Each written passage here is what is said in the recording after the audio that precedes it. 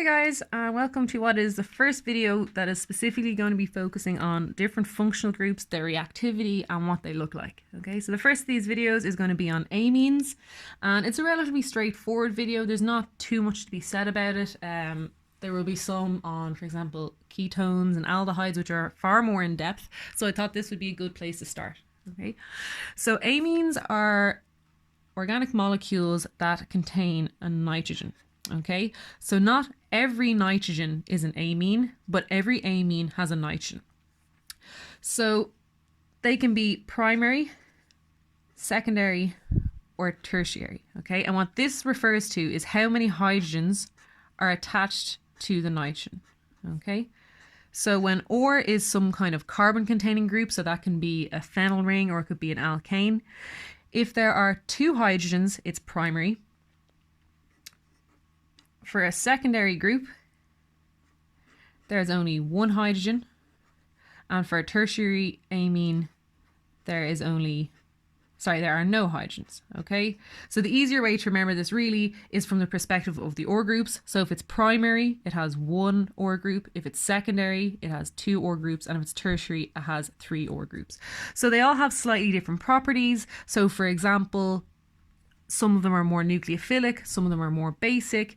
So when you've got three OR groups, usually what happens is that it's actually too sterically bulky. So the OR groups are not even necessarily if they're big. So if you have only ethyl groups, they stop the nitrogen being nucleophilic. Whereas when you have secondary and primary amines, they're more nucleophilic.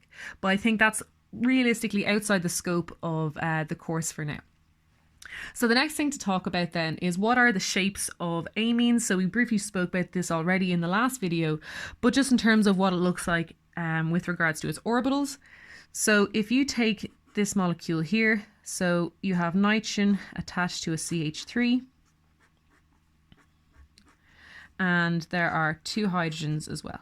Okay, so in this case, hopefully you're able to see that it's a primary amine because it has one OR group. Okay, and then it also has a lone pair. So if you remember from the video on the shapes of molecules, you will know that this is a pyramidal structure, okay, because of the fact that it has 4 electron domains, much like a tetrahedral carbon, such as in methane, but the lone pair repulsion is stronger than the bond pair repulsion. So the 3 bond pairs of electrons are pushed further down, okay, so that's why it's pyramidal. And in terms of what its orbitals look like,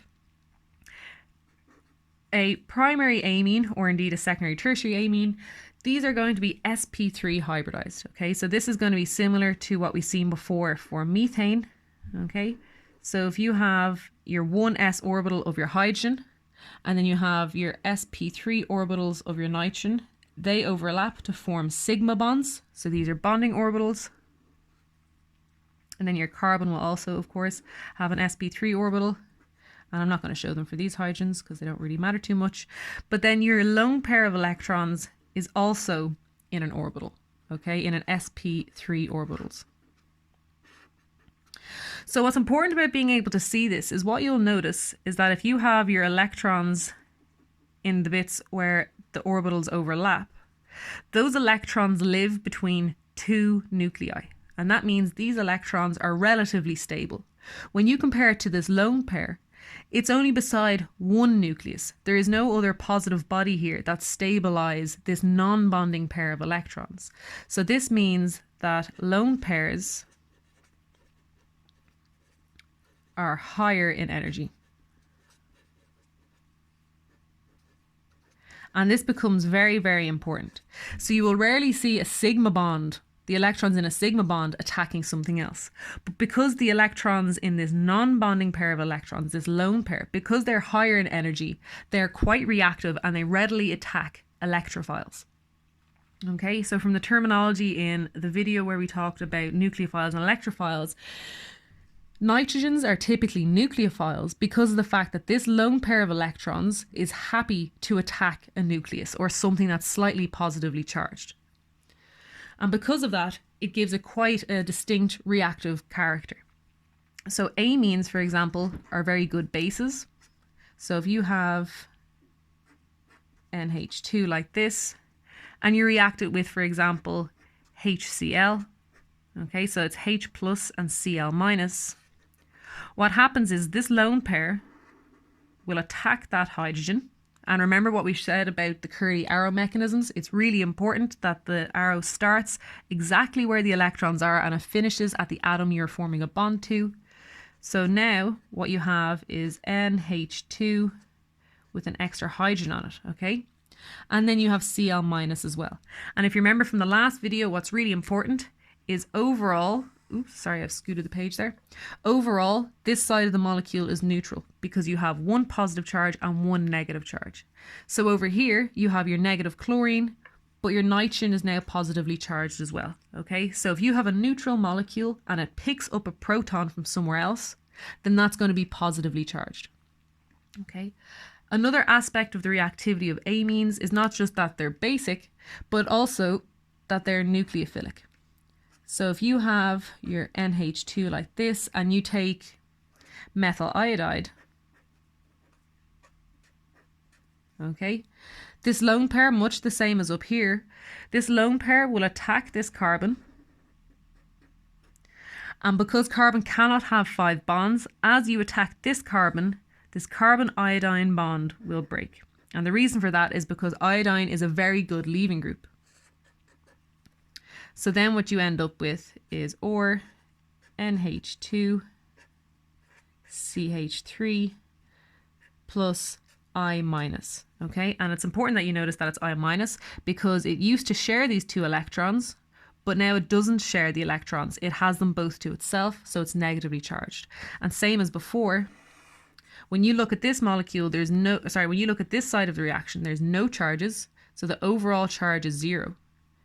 And when you look at this side, currently it's -1 because you have 1 negative charge on your iodine. So you have to have a positive charge somewhere else to balance it. And it's going to be over here with this nitrogen. So that's going to have a positive charge. And the reason for that is this lone pair used to belong entirely to the nitrogen, okay? But when it forms this covalent bond, it's almost like it's donating an electron to the carbon, okay? So this lone pair now, it has joint custody. It doesn't have it all to itself, so it becomes positively charged. The last important feature of amines, and I'm just going to turn the page sideways for this, save the trees, okay, is that the nitrogen-hydrogen bond is polar, okay? So if we look at the electronegativity of nitrogen and hydrogen, if I spell that right. Okay, so hydrogen has a value of 2.1. Nitrogen has a value of 3.0. And oxygen has a value of 3.5. Okay, so the polarity in the bond of an NH is 0.9. But in comparison, if you compare it to an OH, it's 1.4. So the NH bond is polar, but it's not as polar as an OH. And this is very important because what this means is if you compare, we'll take a specific example. So if you take methylamine and you compare that to methanol, okay, this hydrogen is more acidic because it's slightly more positively charged than these hydrogens are because the electronegativity value of oxygen is higher than that of nitrogen, okay? The other thing that's really important is that alcohols will form stronger hydrogen bonds to each other, okay? So remember before we talked about the boiling point of solvents. So if you go OH like this is quite a big negative charge. So I'm doing it quite cartoony to make it obvious. This is quite a big partial positive charge. So when another alcohol comes along, it has quite a large negative charge. So that interaction, that hydrogen bond is quite strong. When you compare that to an amine, even though it's polar, it's only a small partial positive charge and a partial negative charge. So when another amine comes along,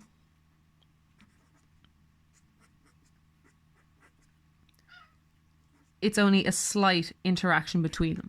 So they have higher boiling points than, for example, alkanes, but they have lower boiling points than things like alcohols, which are very good for hydrogen bonding.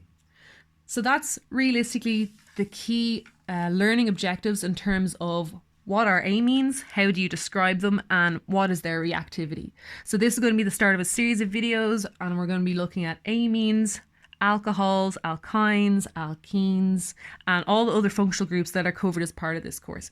So hopefully you found this video interesting. If you did and you would like to see more videos like it, please click on the link down below, because all these videos are made part of a GoFundMe. So as I'm making this video, we have just passed €600, so that's really, really exciting. But the goal is 1,000, so please do donate if you can, or share the video if you can't, and I will see you next time.